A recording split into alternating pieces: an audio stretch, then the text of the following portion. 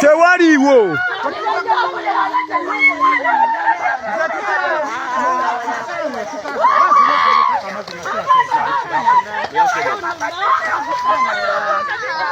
Temulimu yadde kivaddemu. Omwana wange. Oli taliimu, oli mulala.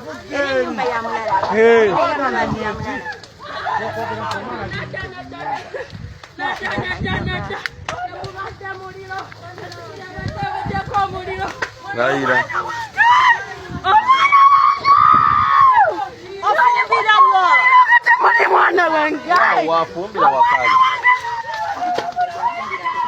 Omuliro bayafumbidde ku lubalaza. Jamani nkoze kino. Jamani nkoze kino.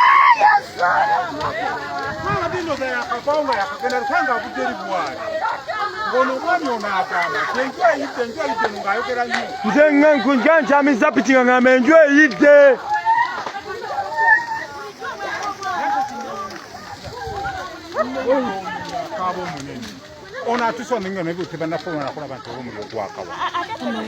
Jana omwana wajiridde mu nyumba tetumanyi emiriro gino giva kuki naye nga mawulire si malungi yadde nga mubaka ground owuliza akatambi kano waliwo omwami agamba nti mu nyumba temuli muntu naye ye omwana omukyala alemeddeko nti omwana wange watemu omulanga tetumanyi omuliro oba guvudde kuki naye oli agambye nti mu nyumba yennyini ebadde evaamu omuliro temubadde muntu then mbu maama omwana gw'abadde akaabira abadde mu nyumba eri endala so tetunategeera ekituufu kyekiriwa oba ennyumba ebaddeko eyo yennyini eriko omuliro erimu omwana naye nga maama omulabye buli omu agezaako kubanga amukwata amugumya naye nga maama atema omulanga agamba kimu omwana wange agiridde mu nnyumba.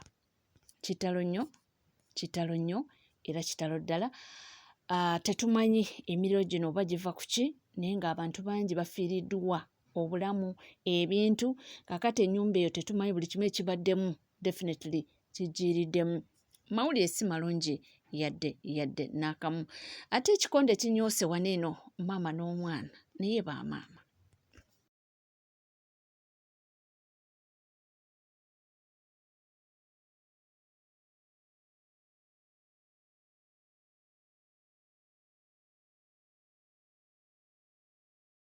Olaba maama n'omwana kakati maama ono abadde agezaako ndogoza oba abadde adisipulininga kyandiba abadde agezaako kudisipulininga omwana namuddukako emisinde ko maama tondabanga nze nange nkyayinamu ne beegoba ate maama agenza okulaba nga omwana amulekawo ogamba nti kamukube ekiti ate maama abadde agezaako bw'ati kwekuba ennimu y'ekigwo. Anvuddeyo ye fulufiga yeeyongedde okuba ng'alumya Catherine Kusaasira era juzi wanene bwe babadde nga bali ekololo bwe babadde basoma ba presidential advisor ne bameshoninga erinnya lye nti naye kwali fulufiga olwakutte akazindalo bw'ati n'assekerera Catherine Kusaasira n'amugamba nti kati awulira afa. Buluma Kusaasira banange bumuluma naye tasobola kuba talisobola tasobolangako bumuluma naye Katonda yagaba muzeyi akuwa lumu Katonda ow'omukisa alonda ekyapa mu mannya g'essumulula. Biva kuki jjukira juzi waneno bwe bagenda ku poliisi yayita abantu buli omu alina okwemulugunya ku fulufiga agendeyo. Tuli ku bintu bya fulufiga ne Justine Nameere mu bantu abagenda kwe kwali n'omukyala Catherine Kusaasira ono nga muyimbi era naye twamulabako nnyo wa NRM nnyo yavaayo n'agamba nti fulufiga alimu okwerimbika mu kiti kyo ekyaba presidential advisor. Mbu fulufiga tabangaho presidential advisor era mbu fulufiga mbu mobilizer. Kakati awo ndowooza wavuddewo n'alyoka amulangira ebyo bye yamulangidde. Tuvuddewo awo era nga tweyongerayo mu mawulire ag'enjawulo. Mbu Shalom bagenda mutimpula nsonga ki biibino wano eno saagala mugambe nti nze nsala ebigambo mwana avuddeyo n'agamba nti Shalom ogenda kutimpulwa. Maswali ekituufu kiri nti Shalom bagenda kukuba bagenda kuwaamu anti oyagala bakuweemu bagenda kuwamu naye ekigendo singo ddala okkuluma abagenda okukuba togenda bamanya abagenda okuwamu togenda bamanya naye ng'okuwamu bagenda kuwamu Shalom oyagadde okuza YouTube yo mugikuliza ku musajja mumuvuma business ye gye mukuba muli kulinnya lye muli kuba Gai yalwana nnyo okuva gy'avudde bro yalwana nnyo okuva gy'avudde so tayinza leka mmwe kutattana linnya lye bajja kuwamu bagenda kuwamu naye abagenda okukuba togenda bamanya woba oyagala okukakasa buuza waliwo gayo bamuyita simanya jjajja bbamu yali avuga piki nakati oba kyavuga piki simanyi naye yali avuganga piki yajonkera alien najonkera naye olwo baamukuba teyamanya nani amukubye wabula yalengerako bulengezi muntu ogwo yalengerako komanda mudogo naye nga talina bukakafu talina proof nti mudogo yamukubye ekisooka mudogo mumpi jjajjabba muwanvu munene kati nga ne bwagenda ku poliisi bamugamba omuntu akoma mu kiwato akubya atya naye nga yaliko kubaamukuba ye yamulaba okitegeera yaliko kubaamukuba era yamulaba so nawe bagenda kuwamu Shalom bagenda kuwamu ekisinga okunnuma ntambi tababuulya ntambi amanya ekituufu era ntambi akimanyi nti bagenda kuwamu ntambi akimanyi nti bagenda kuwamu Shalom bagenda kuwa nno naye nze nsaasidde mukazi wo era amazzi agafumbe nga bukyali agagenda okukunyiga flasika z'obuugi flasika z'obuugi ne bboto z'obutunda azitegeke nga bukyali kuba ogendagendako ku kitanda Shalom bagenda kukuba ekyo bagenda kukuba otuzza ka YouTube channel ko ne mwogera ku Gai tabeerangako namu Gai temumulabanga nako ne mwogerako Julio gwe ogenda laba mwali ogedde kale kwali naye Julio tayombangako na muntu takubangako muntu takolanga ki yaliwo okukuuma mukamaawe mumutadde mu biboozi byammwe bro bagenda kukuba n'agenda okukuba togenda mumanya Shalom bagenda kuwa bagenda ku ate bafani be bagenda okuwa kati kino kankikubuulire bafani be bagenda okuwa bafani bwe banaalemwa bajja kugula abayaaye bakube kati tya Kadaama Shalom tyo omwana gwe bayita Kadaama tafiirwa tasalwa okwata emitwalo 5 abaana nga 10 ne bakwata emitwalo 5 ne bafuna abayaaye ne bakusalako ne bakuba nga ne alien takimanyi kati kino kankikubuli abaana ba Kadaama basobola okugula abayaaye ne bakuba nga ne alien takimanyi ekyo nkikubuulidde kati wete bagenda okuwa sometimes mna abakuba alien abata bamanyi na bamanyi abaana ba Kadaama be bagula abayaaye kati kankubulire love abaana gye balina ku alien ba Kadaama love gye balina ku alien yete kimugana kwata kakadde n'akawaayo ne bakuba ekyo nkubuulira ekyo vulaba babakuba nga naba bakubye temubamanyi mune mutandika kwekwasa alien nga na evidence temugirina tuwa zitandise bajjagera asimbudde agenze kutuwa alien nga agenda mutuwa ena abayaaye bakusaleko bakube nga tolina na bw'oyogera nti alien yakubye okitegedde Shalom kati jeji bagenda kuwa love it or not bagenda kuwa n'amaviiri bagasale n'amaviiri bagasale oyagadde nnyo okuza YouTube muli ku musajja mumujjonkera gwe tomanyi bamwagala tomanyi bamwagala mayiro gye basobola kugenda ng'okutte ku muntu waabwe tomanyi ate tyo omuntu gwe toyinza singa sanyuka TV views ku YouTube tosobola kusinga Sanyuka TV kumanyika gwanga tosobola kusinga egundi programu za Sanyuka TV tosobola zisinga kulabibwa naye olaba yagiriyimiriramu naje Sanyuka ne kakkana kati ologwe shalom mukazi omugambe yetegeke asibe ebinyu emikeka agitegeke je nasula mu ddwaliro mugambe mukazi wo ategeke emikeke ginasula mu ddwaliro obutunda abukamule bubeerewo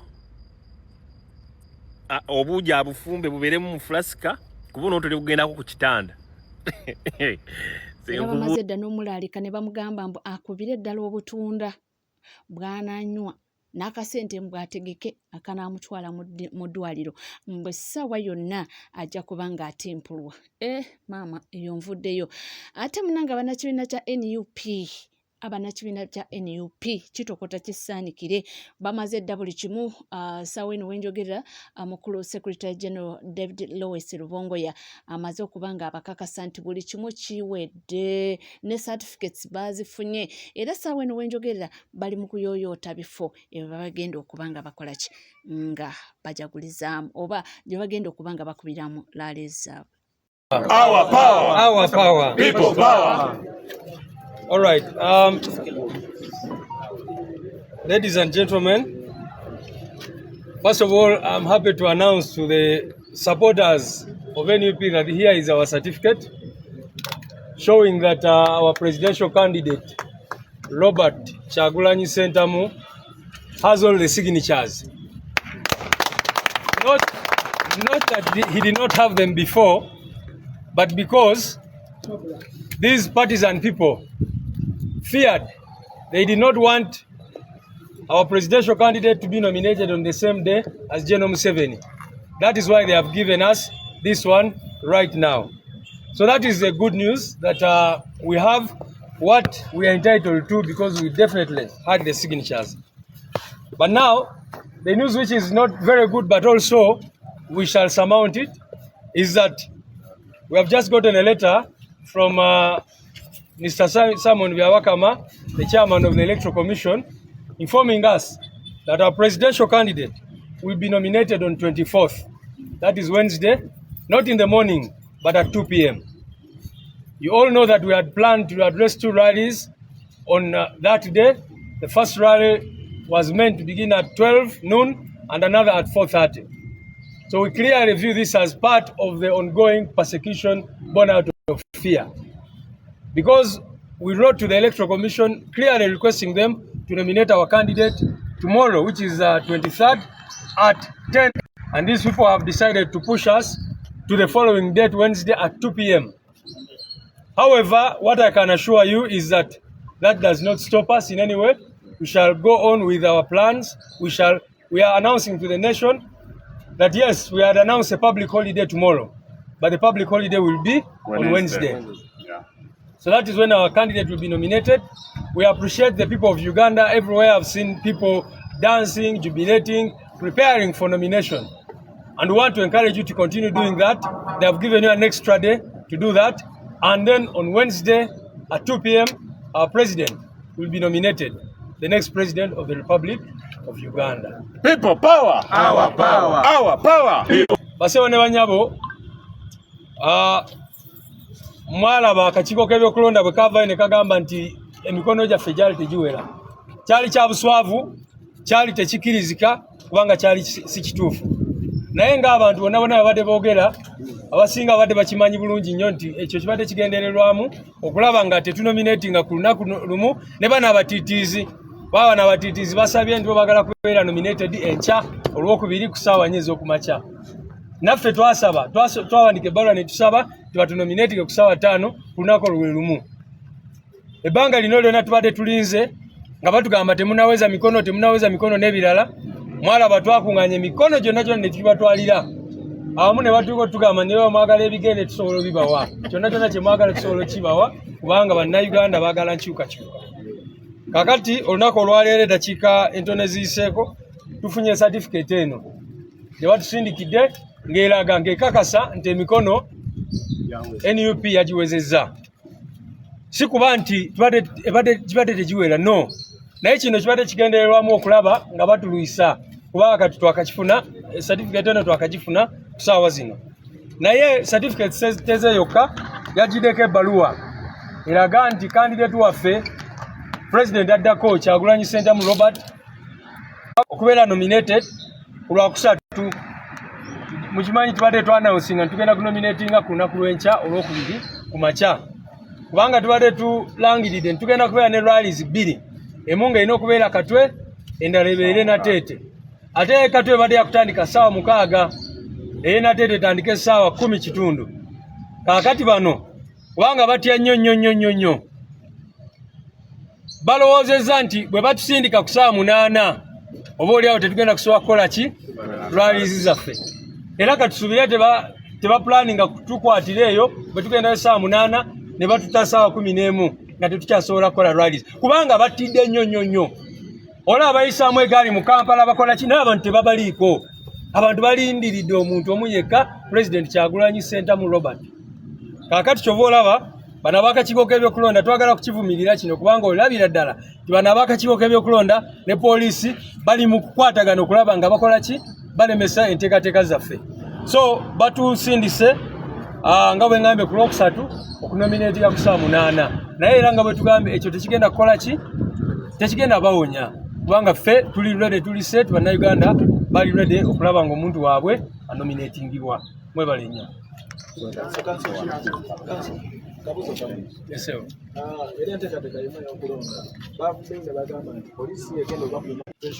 Ebyo tugenda byogerako katusooke tunominatinge then mujja kulaba bituzaako byonna.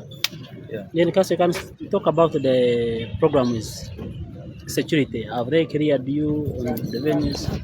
Kati ffe nga bwe mbagambye ekisooka etteeka ligamba kwe kufuna ekifo ugenda okukolera lwaleero n'otegeeza ab'akakiiko k'ebyokulonda ate n'otegeeza ne poliisi byonna byo twabikoze kyenjagala obagamba kubanga ffe tubeera ahead of time maybe nakyo kankibanyonyole kino kubanga twategeera bwe batugamba nti temwawaziza emikono twali tumaze okubawandikira ebbaluwa nga tugamba twagala kukola nomination yaffe ku Lwokubiri naye bwe batandika stories ezo twadamu ne tuwandikira poliisi ne tugigamba nti ebyammwe tubimanyi n'akakiiko k'ebyokulonda tumanyi bwe keeyisa era ne tubagamba bwe tuba tetunominatinze ku Lwakubiri ku Lwokusatu venues zaffe nazo tukoze ki tuzibuukinze n'olwo olunaku olulala so Katwe twabuukinga ennaku 2 twabuukinga nkya n'oluddako ne Nateete ne tubuukinga ennaku 2 era poliisi ne tukitegeeza ne electoral commission ne tukitegeeza ebbaluwa tuziyina wano kubanga tubeera ahead of them tuba tumanyi kye baplaninga twamanya nti oba oliawo poliisi eyagala gamba mutuwadde obudde butono oba ki bagambe nti kaakati temwategeezeza mabuukinga luno olunaku lwokka ennaku zombi twazibuukinga Katwe ne Nateete. So regarding the booking of the venues, because we know the environment in which we operate, I want to confirm that when the Electoral Commission notified us that we did not have sufficient signatures, we had already written to the police and the Electoral Commission indicating that we wanted to be nominated on 23rd, which is Tuesday. But the moment they started playing those games, we immediately booked those venues even for the following day and notified the police. So I want to confirm that Nateete is booked for Wednesday and Katwe is also booked for Wednesday because we always are aware of the environment in which we operate and we try to move ahead of them. Thank you. People power. Our power. Our power. People power. Maybe forward the nomination of His Excellency. Forward.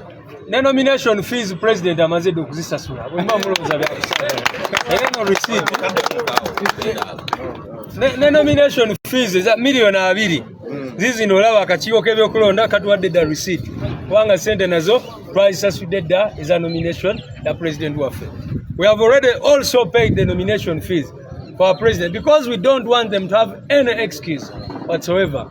so yoyo mukulu secretary general omukulu w'ekibiina kya NUP agambe nti teri kwekwasa ebifo byonna amaze okubanga afuna certificate byabyo kwegamba buli kimu bakikiriyalinze nti olunaku olw'enkya tewaliwo kwekwasa ate baleete kino poliisi nga bw'emanyi okuzanya obubadi bw'abagambye nti ebyo tuwetaaga obubadi tetulina kye twetaaga na yadde akabadi naye nga buli kimu kiwedde lunaku lujja kwaba lwankya nateete newa ebifo ebyo ebibiri nga wetabagambye ninga nze kugamba kimu nti webali kubanga wekumidde ku NCK TV tuweerabira kubanga osubscribinga ringinga that notification bell sharinga likinga ebisigadde nkomawo nabyo tovaawo.